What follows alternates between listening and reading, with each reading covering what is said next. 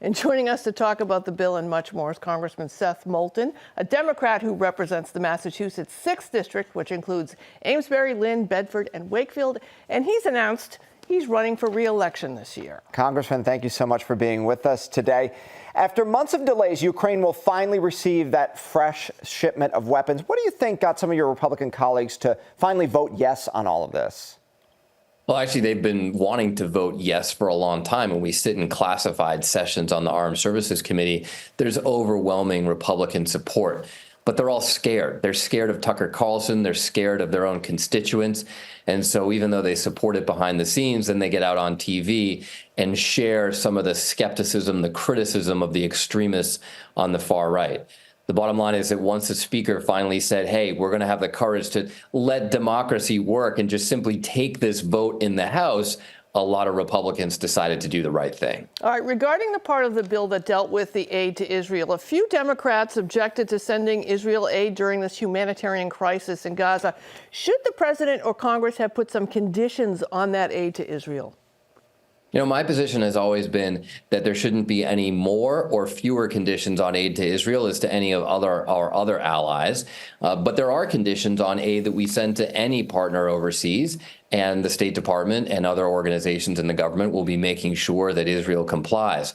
Most of this aid is defensive or humanitarian in nature. Remember that huge Iranian attack, truly unprecedented against Israel. It's because of Israel's defenses and some of our own that we were able to prevent wide-scale civilian casualties that not only would have been devastating to Israel, but would have necessitated a response against Iran that would be devastating for Iran as well. So this aid is part of a down payment, not just on supporting an ally, but preventing a wider regional war in the Middle East. Well, speaking of that war in Gaza, it's led to many protests here at home on several campuses across the state. And some Jewish students, especially at Columbia University in New York over the past week, have reported feeling unsafe. Have the protests gone too far, in your opinion? Yes, they have. I mean, fundamentally, we live in a country that values freedom of speech. So that should be your baseline to start with. But these protests, in many cases, have threatened the safety of Jewish students. They've completely disrupted the operation of universities, preventing all the other kids from just being able to go to school. And so the universities have a right, and I would argue in this case, even a responsibility to shut them down. I was delighted to see Harvard just turned on the sprinklers the other day. So we've seen that police response here as well to some of the students at Emerson College, and critics have argued that that was maybe a little bit heavy-handed. Do you think it was? Do you think they responded appropriately there? Well, I mean, that's a good question, candidly, because, again, we have to respect the right to freedom of speech, the right to protest. That's fundamental to American democracy, and I'm not sure that the police need to be heavy-handed in breaking these protests up. But as long as they're threatening other students, they're a problem, and so the universities have a right to take action. All right, so following up on the war in general, are you still in favor of a bilateral ceasefire, something you've called for in the past?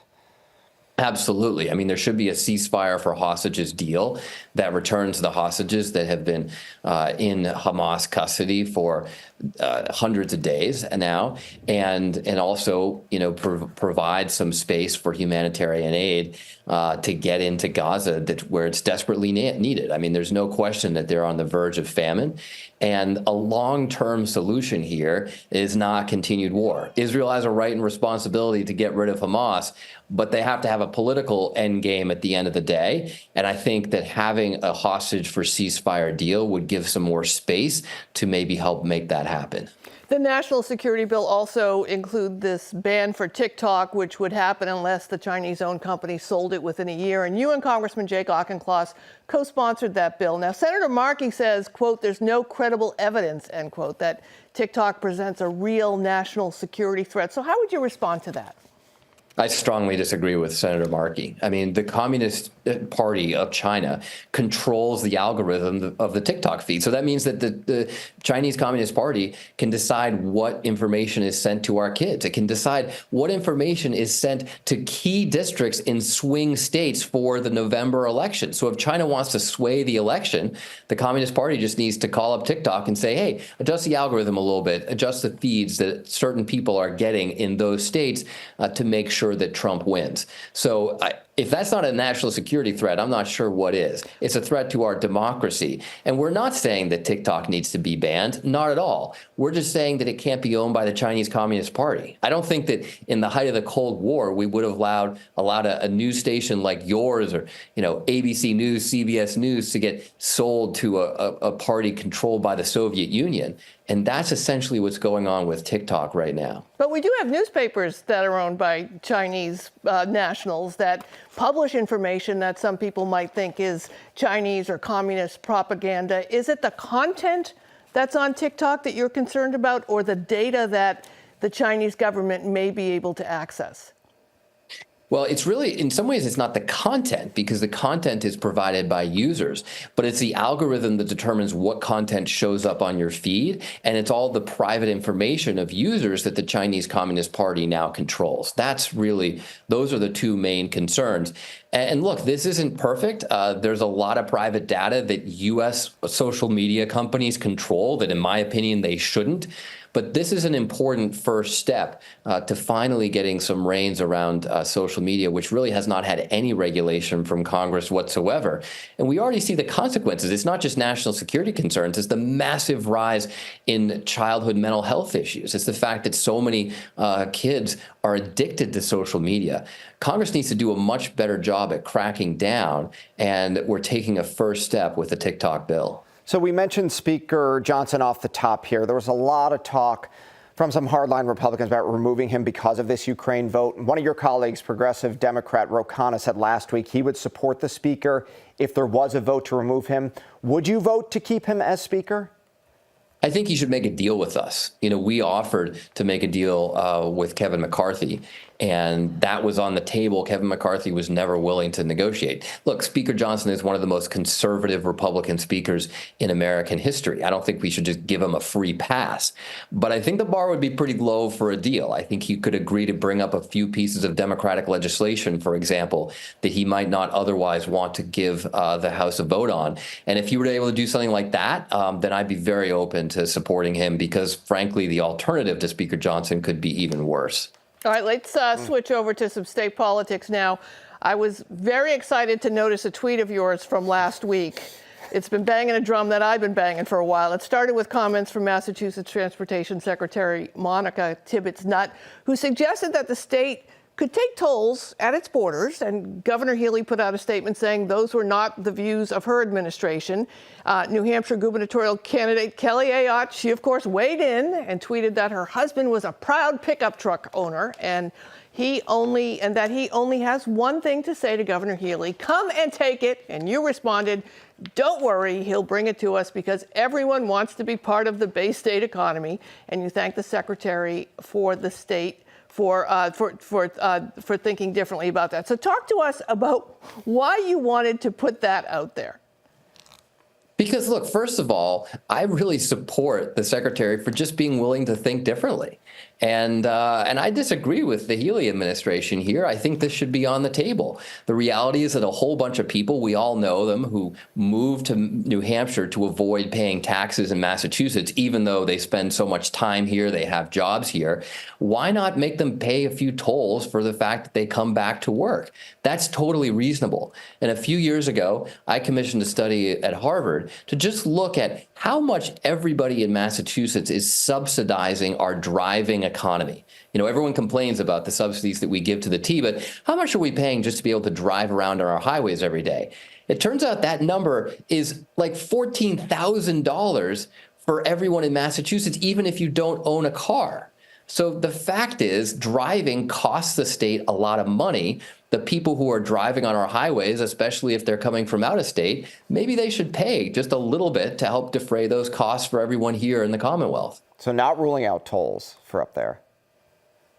Not ruling out tolls. No, absolutely. I think everything should be on the table. Why is it that we say we want people to take the T? We say that we want people to do the right thing for congestion, for the environment, for having a better transit service, get on the T, and yet it costs more. It costs more than driving. Why does it cost more for me to buy a ticket from Salem to Boston on the train than it does for me to drive my car over the Tobin Bridge? Those are the wrong incentives, and I think we have to have a serious discussion about that for the future. Well, speaking of your favorite topic, the train, let's talk about it. You've long been an advocate for North-South Rail, connecting North Station, South Station. Former Governor Charlie Baker skeptical of that. Do you think Governor Healey may be more supportive, and could it be a reality? I think that Governor Healey knows how to do math, and I think there's going to be some really interesting math that starts coming out about this project. This is something the Harvard Kennedy School has been working on. And the quick preview is that I think the North-South Rail Link will probably save money over addressing the capacity constraints that we have on our rail system by expanding South Station. So this is really the choice that Massachusetts has to make. Are we going to pour billions of dollars into expanding South Station, or are we going to build the rail link instead? Now, intuitively, you probably think adding a few tracks to South Station is cheaper and less difficult. But when you really look into this, it's quite a different story. The rail link would be transformative for being able to get around Massachusetts faster than driving today. That's the key. No one's going to take the train if you can't go faster than driving. The rail link would make that possible. All right, let's talk about some more trains. You know, when you look at Europe, I'm always struck at maps of how connected it is by high-speed rail. And obviously, not here in New England, not here in across the country, but you have recently pitched a plan to invest billions in high-speed rail across the country. I'm hearing why you believe in this already through what you've answered, but do you believe there's an appetite in Congress for this?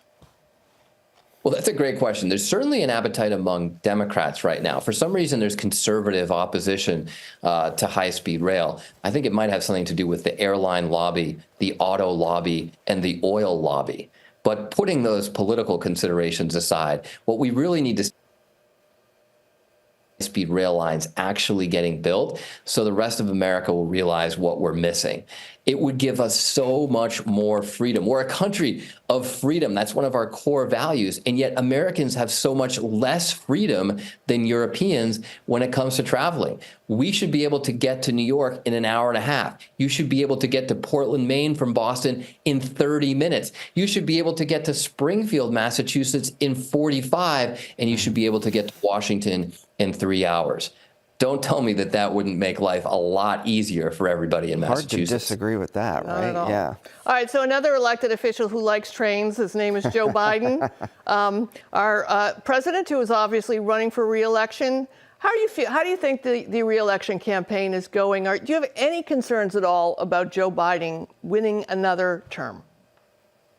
I am concerned, candidly. I think that there's a good chance that Trump becomes the next president, and that's why we all got to work hard to make sure that Joe Biden wins this election. I think that a second Trump presidency would be devastating for our country. It would certainly be devastating for our national security. Let's not forget, this is a draft dodger who slams veterans as suckers and losers.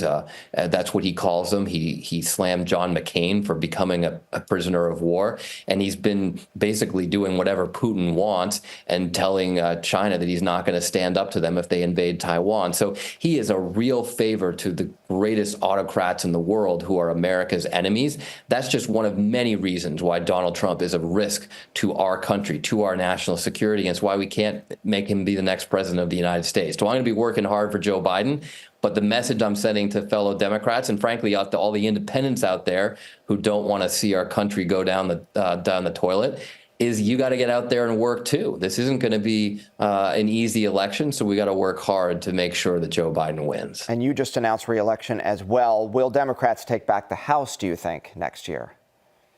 I think it's a case where we have to work hard to make it happen. You know, the baseline math, just how many safe seats do Democrats versus Republicans have right now, that actually favors Republicans. Most Americans see how dysfunctional this Congress is under the House Republican leadership. It's actually the least productive Congress, I think, since around the Great Depression. So there's an appetite for change. We want leadership, and Democrats will deliver that.